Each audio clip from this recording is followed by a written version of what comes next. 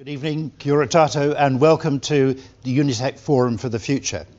This is our third year that we've run events like this, and we very much appreciate the long format and the chance to delve into issues in a lively discussion, both with a studio audience like you here, but also our online audience as well. So welcome to our online audience.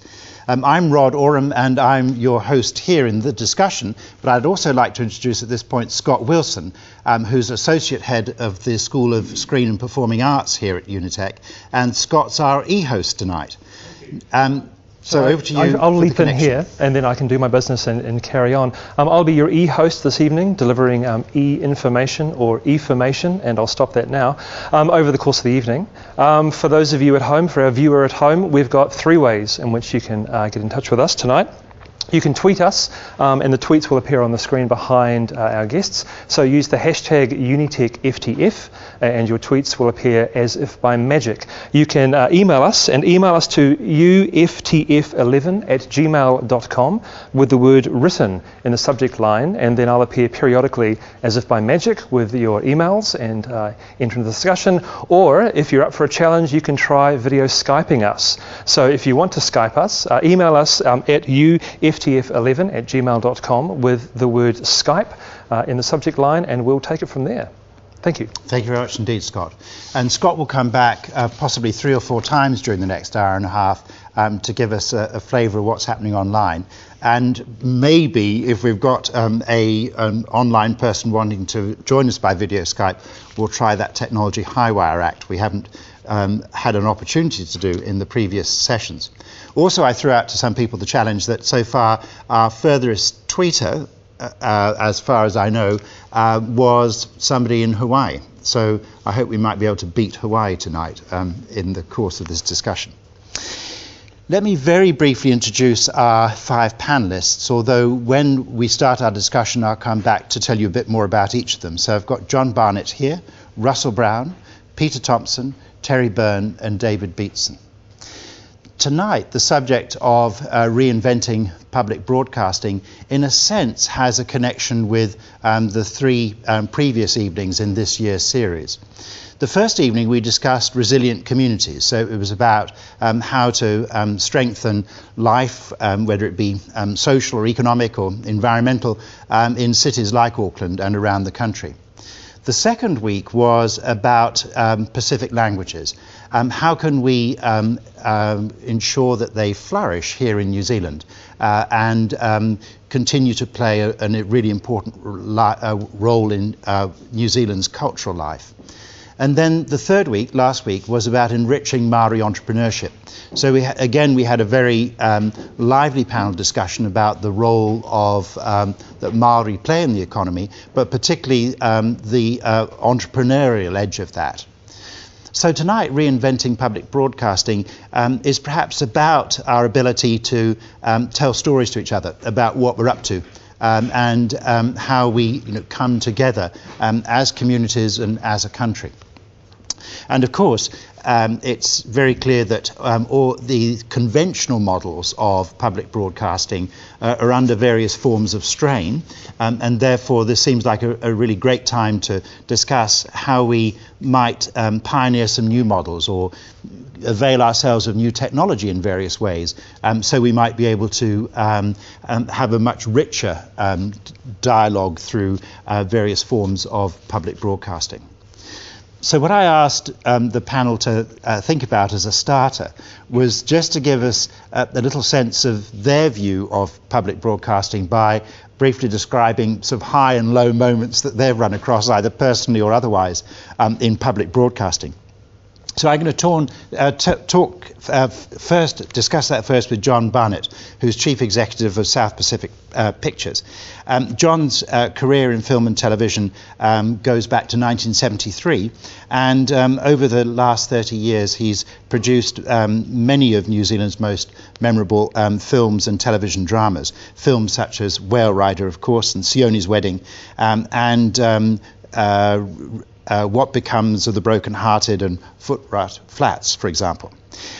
So John's also been very active in trying to work out what some new models are, which we'll have a chance to get back to. But in terms of highs and lows, what do you reckon public broadcasting has offered you over these decades? Well, I think the highs relate to, unfortunately, to events that are often tragic, whether they're earthquakes or crashes or economic difficulties, because what public broadcast does is allow detailed discussion about what's happening, and then how it happened and why it happened and what can be done about it. And I think that if we look particularly at at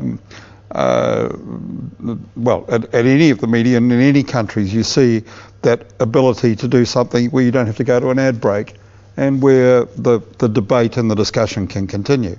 So I think that for me is one of the highs of public broadcasting, the fact that you can spend time in analysing what's happened, and that that the commentators in the main are people who are well informed and who have something to offer.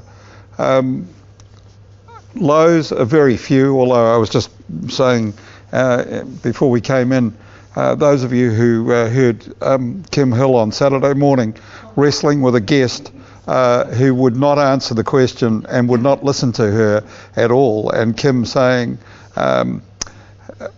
can you hear my question? Can you hear my question? Can you hear my question?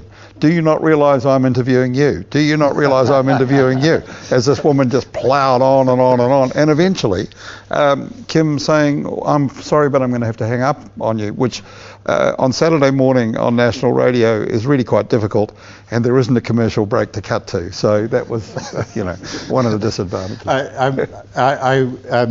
It's another Kim Hill story, but my favourite interview of all times by her was with Jeffrey Archer. And as she was relinquishing the seat at 9 to noon, they were playing some of her greatest interviews, and it was the most astonishing interview I think I've ever heard on radio. She absolutely skewered him, and which he deserved.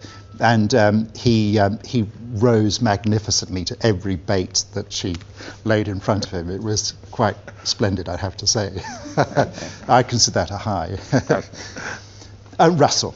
The funny thing is, Rod, that I read your email as asking for a personal best moment as a producer rather than a consumer. That either way. So I'm going with that.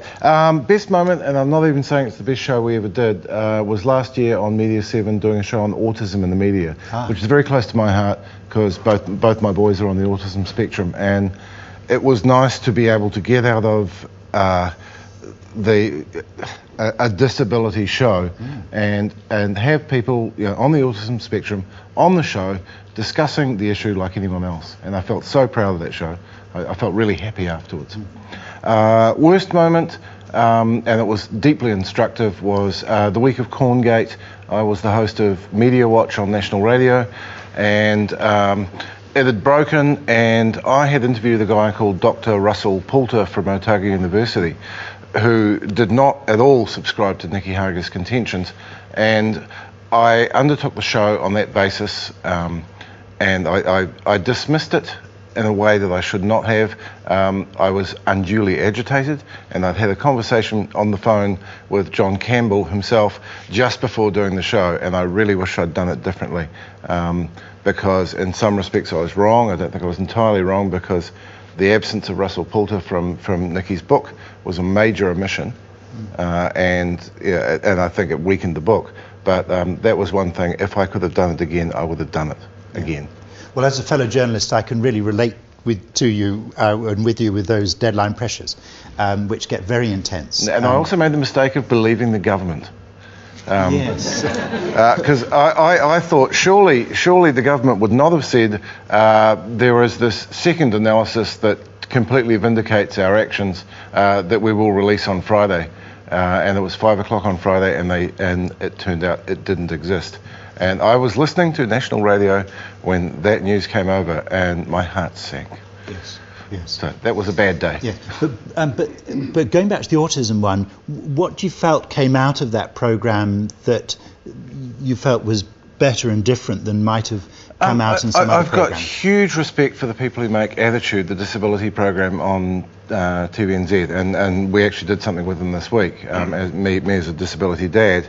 But it was nice to be able to break out of that, and I'm consciously not using the word ghetto because I think that's the wrong word, but to actually on a mainstream program say, look, here are these people, here's what they look and sound like, and this is where this thing is being reflected all over the media, and it was. It was nice to be able to do that, and we pulled it off, and I felt so good afterwards.